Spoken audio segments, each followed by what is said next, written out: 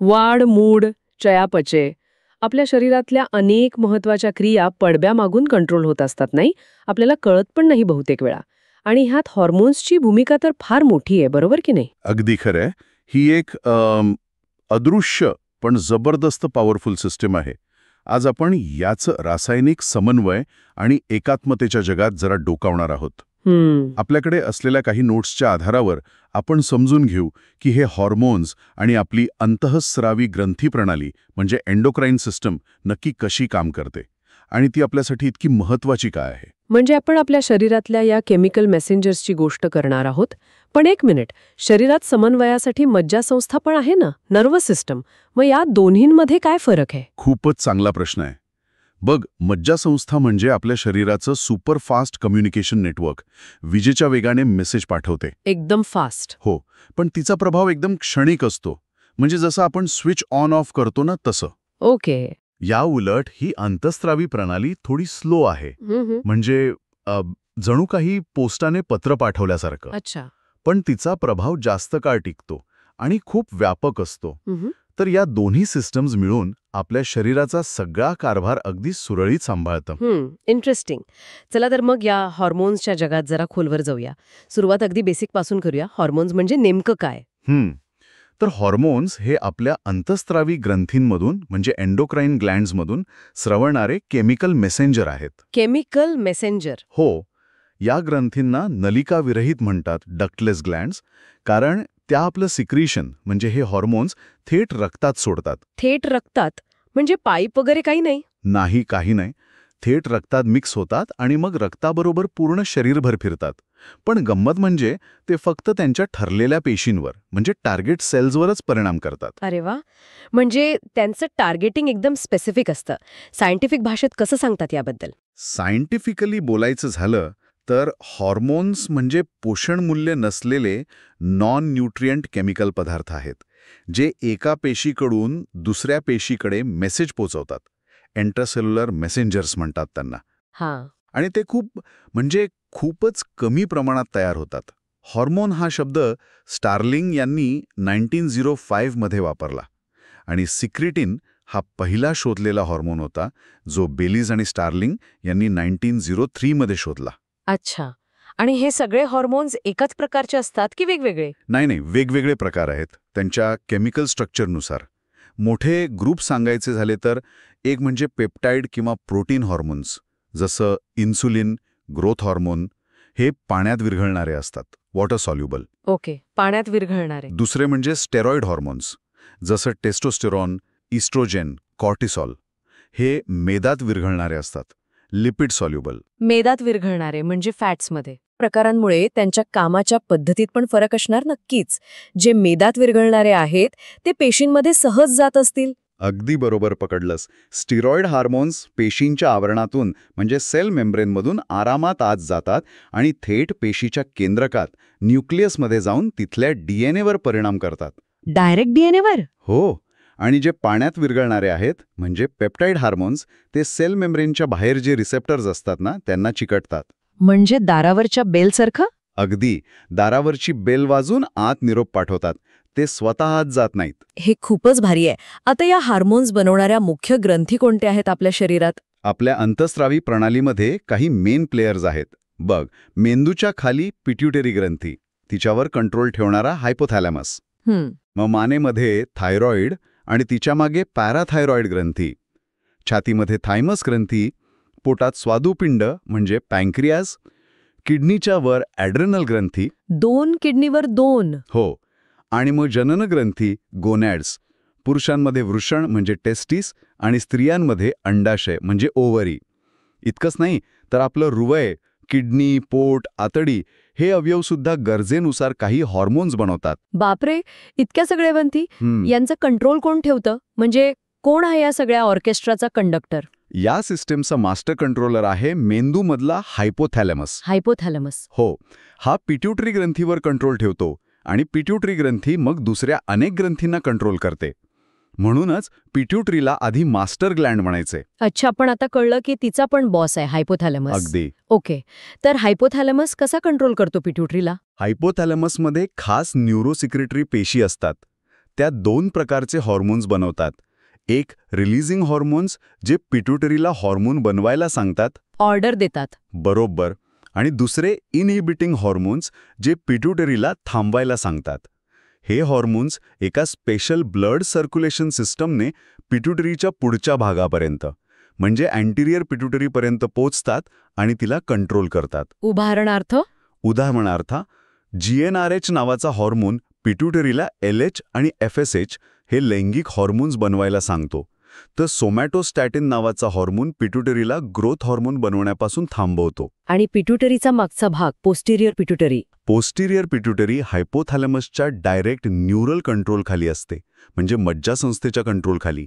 हायपोथॅलॅमसमध्ये तयार झालेले ऑक्सिटोसिन आणि वॅसोप्रेसिन ADH हे हॉर्मोन्स नर्व्ह फायबर्समधून पोस्टिरियर पिट्युटरीमध्येही येतात. अच्छा, म्हणजे तिथे बनत नाहीत, फक्त साठवले जातात. अगदी बरोबर.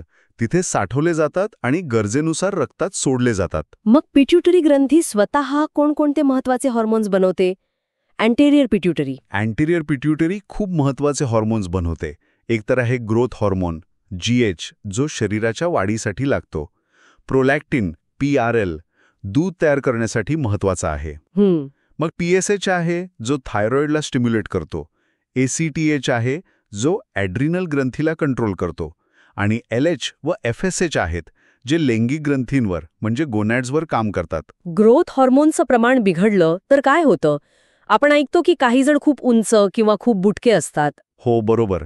लहानपणी जर ग्रोथ हॉर्मोन खूप जास्त झाला तर जायगॅन्टिझम होतो, म्हणजे राक्षसी वाढ.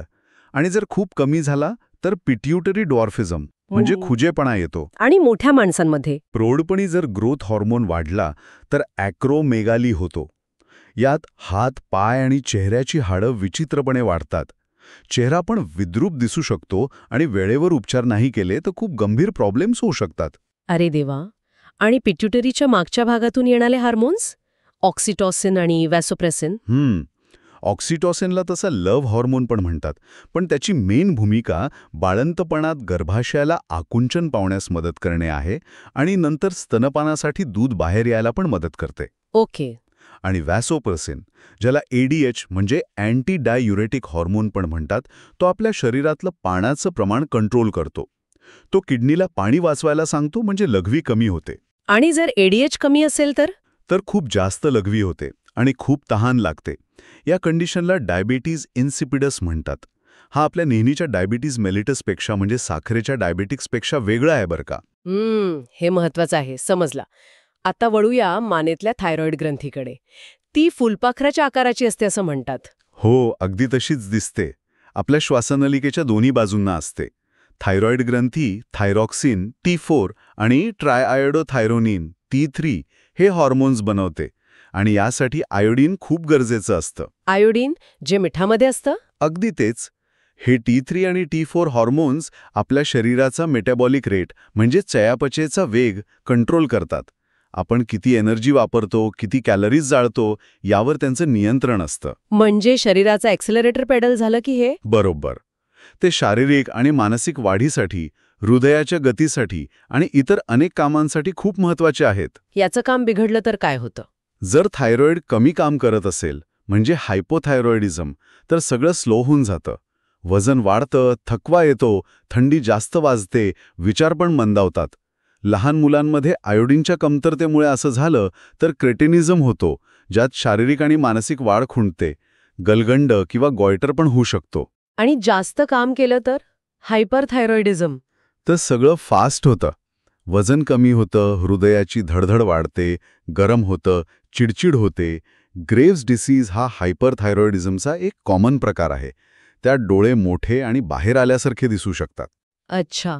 आणि थायरॉइडच्या मागे ज्या छोट्या ग्रंथी आहेत, पॅराथायरॉइड, त्यांचं काय काम? थायरॉइडच्या मागच्या बाजूला 4 अगदी छोट्या पॅराथायरॉइड ग्रंथी असतात.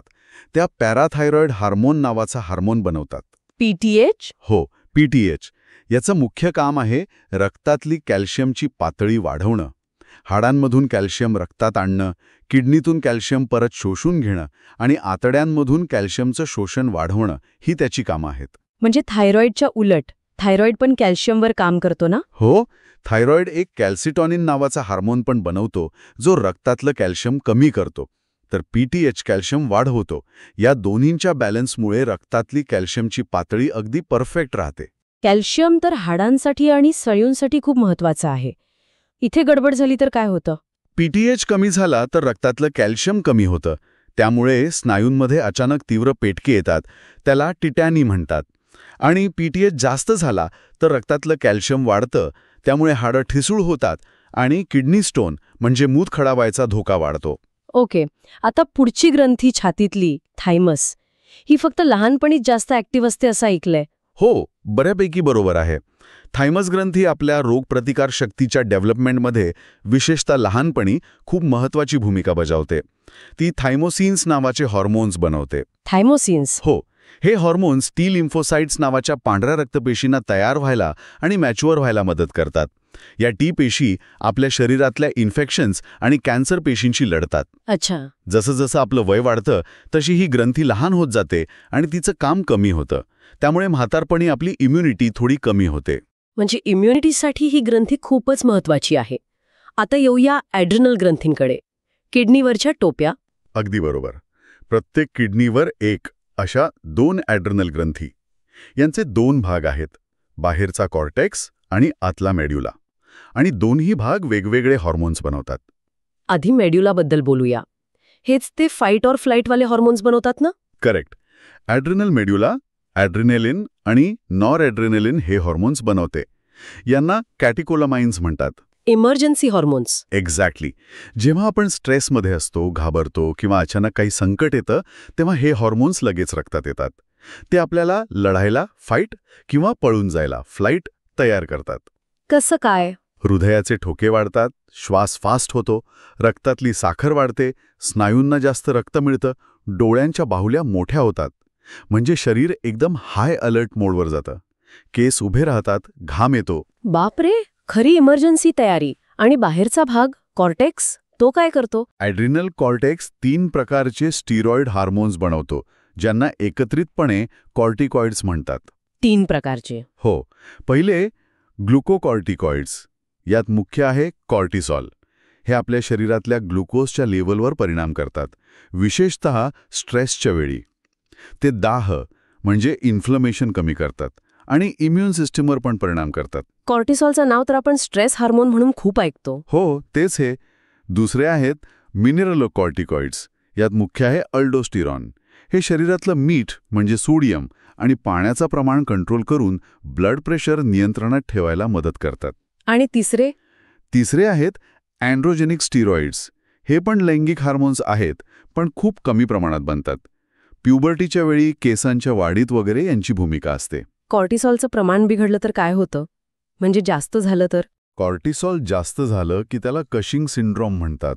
यात वजन वाढतं, विशेषतः चेहरा गोल होतो, मानेमागे चरबी जमते, ब्लड प्रेशर आणि शुगर वाढते, त्वचा पातळ होते, इम्युनिटी कमी होते.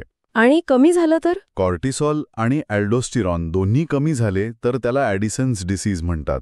यात खूप थकवा येतो, वजन कमी होतं, ब्लड प्रेशर आणि शुगर कमी होते आणि कधीकधी त्वचेवर काळे डाग येतात. म्हणजे ॲड्रिनल ग्रंथी स्ट्रेस मॅनेजमेंट आणि बॉडी बॅलन्ससाठी अत्यंत गरजेची आहे. आता पोटातल्या स्वादुपिंडाबद्दल बोलूया. पॅनक्रियाज, ही तर पचनासाठी एन्झाईम पण बनवते ना? हो, स्वादुपिंड ही मिक्स ग्रंथी आहे, म्हणजे एक्झोक्राईन आणि एंडोक्राईन दोन्ही. तिचा मोठा भाग पचनासाठी ज्युसेस बनवतो, पण तिच्यात विखुरलेले आयलेट्स ऑफ लँगरहॅन्स नावाचे पेशींचे गट असतात, ते हॉर्मोन्स बनवतात. अच्छा. आणि हे हॉर्मोन्स कोणते? इन्सुलिन आणि ग्लुकागॉन. अगदी बरोबर. आयलेट्समधल्या बीटा पेशी इन्सुलिन बनवतात आणि अल्फा पेशी ग्लुकागॉन बनवतात. आणि यांचं काम काय? हे दोन्ही हार्मोन्स रक्तातल्या साखरेची म्हणजे ग्लुकोजची पातळी कंट्रोल करतात, पण अगदी उलट पद्धतीने. उलट? कसं काय? बघ, इन्सुलिन रक्तातली साखर कमी करतं. आपण जेवल्यावर रक्तात साखर वाढते तेव्हा इन्सुलिन पेशींना ती साखर वापरायला किंवा साठवून ठेवायला ग्लायकोजेन म्हणून मदत करते. ओके. तर ग्लुकोगॉन रक्तातली साखर वाढवतं. जेव्हा रक्तातली साखर कमी होते, म्हणजे आपण उपाशी असतो वगैरे, तेव्हा ग्लुकोगॉन लिव्हरला सांगतं की साठवलेलं ग्लायकोजेन तोड आणि ग्लुकोज रक्तात सोड. या दोघांच्या बॅलन्समुळे आपली ब्लड शुगर नॉर्मल राहते. आणि इन्सुलिन नीट काम करत नसेल किंवा कमी असेल तर डायबिटीज होतो, बरोबर? हो, डायबिटीज मेलिटिस हा आजार इन्सुलिनच्या कमतरतेमुळे किंवा मग पेशी इन्सुलिनला प्रतिसाद देत नसल्यामुळे म्हणजे इन्सुलिन रेझिस्टन्समुळे होतो. यामुळे रक्तातली साखर खूप वाढते, हायपरग्लायसेमिया होतो. मग ती जास्तीची साखर लघवीतून बाहेर टाकली जाते, खूप तहान लागते, खूप भूक लागते, वजन कमी होतं.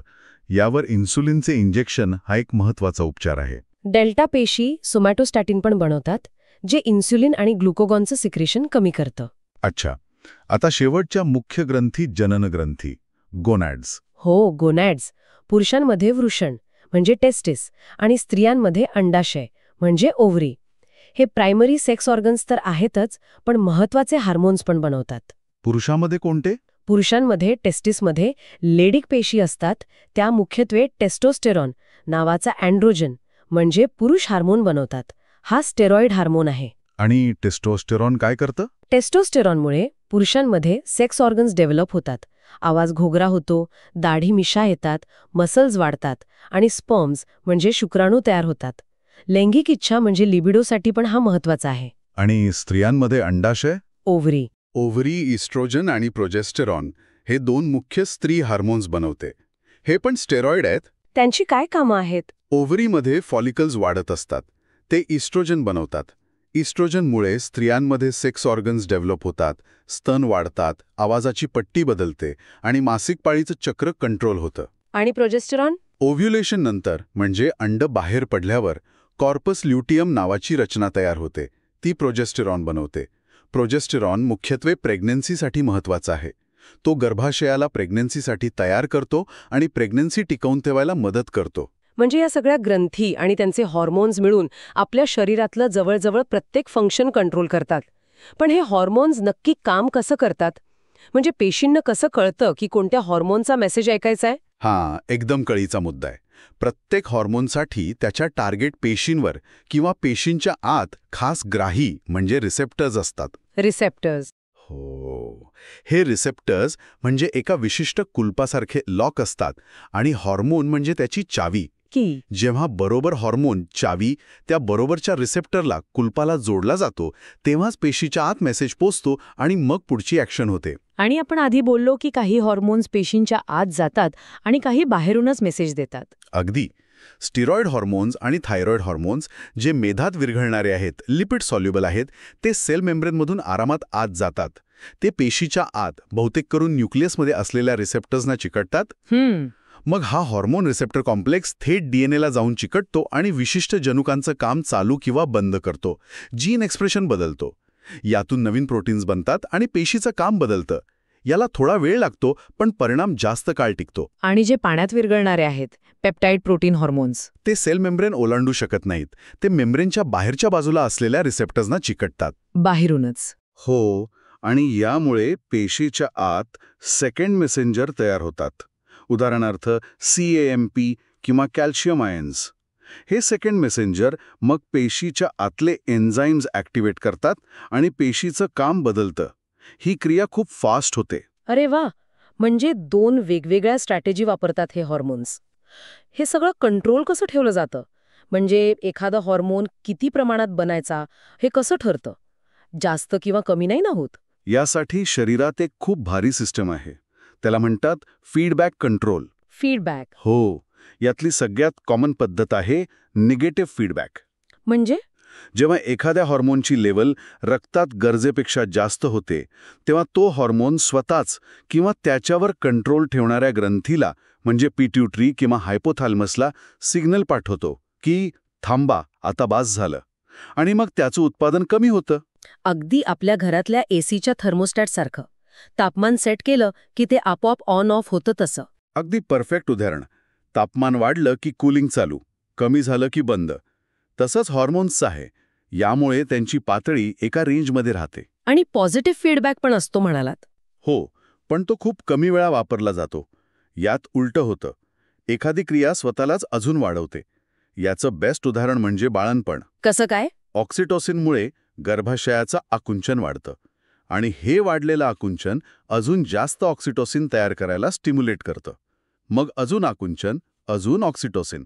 हा सायकल बाळाचा जन्म होईपर्यंत चालू राहतो. खरंच, ही अंतःस्रावी प्रणाली म्हणजे एक अजब रसायन आहे. किती म्हणजे किती गुंतागुंतीची, पण तितकीच शिस्तबद्ध. आपण आज वाढ, चयापचय, स्ट्रेस, ब्लड शुगर, प्रजनन, शरीरातलं पाण्याचं बॅलन्स, कितीतरी गोष्टींचं नियंत्रण या हॉर्मोन्समुळे कसं होतं हे पाहिलं. हो ना. आणि हे सगळं किती म्हणजे किती कमी प्रमाणात असलेल्या केमिकल्समधून साधलं जातं हे खरंच थक्क करणार आहे. या सगळ्या चर्चेतून एक विचार मनात येतोय. काय? आजकाल आपण ज्या वातावरणात राहतो त्यात अनेक केमिकल्स आहेत. पेस्टिसाइड्स, प्लास्टिकमधले घटक, यातले काही केमिकल्स ज्यांना एंडोक्राईन डिसरप्टर्स म्हणतात, ते आपल्या या नाजूक हॉर्मोनल बॅलन्समध्ये गडबड करू शकतात का? हा तर खूप महत्वाचा प्रश्न आहे. हो. याचा आपल्या आरोग्यावर लाँग टर्ममध्ये काय परिणाम होत असेल, हा एक मोठा अभ्यासाचा आणि चिंतेचा विषय आहे. खरंच विचार करण्यासारखा मुद्दा आहे आणि यावर अधिक माहिती घ्यायला हवी. कदाचित यावर आपण पुढच्या वेळी बोलू शकू. आजच्या या जबरदस्त माहितीपूर्ण चर्चेबद्दल खूप खूप धन्यवाद. नक्कीच. मला पण खूप मजा आली. धन्यवाद.